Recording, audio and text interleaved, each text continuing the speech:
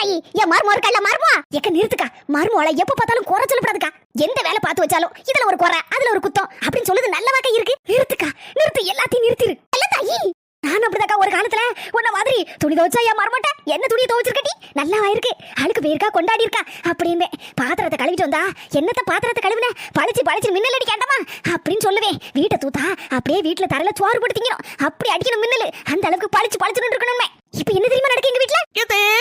மர்மோல கட்டளை இடு காத்துருக்கேன் இந்த துணி அவ்வளவுத்தையும் அப்படியே பாலிச்சு மின்னல் அடிக்க மாதிரி துவச்சு போட்டுட்டு அடுத்த அம்பாரமா குமிச்சு கிடக்கு பாத்திரம் அது அவ்வளவுத்தையும் நல்ல அளவோல விலைக்கு வச்சுட்டு வீடெல்லாம் தூத்தெடுத்து வாரி எல்லாத்தையும் தொடச்சு மின்னல் போல பளிச்சிடும் வெண்மை மாதிரி ஆக்குவீங்க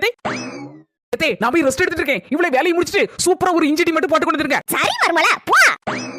பாத்தியக்கா இதுக்கு தான் சொல்லுதே எந்த குறையும் சொல்லாத அதுக்கப்புறம் உன் மர்மம் உன் தலையில எல்லாத்தையும் கட்டிட்டு வாடிடுவா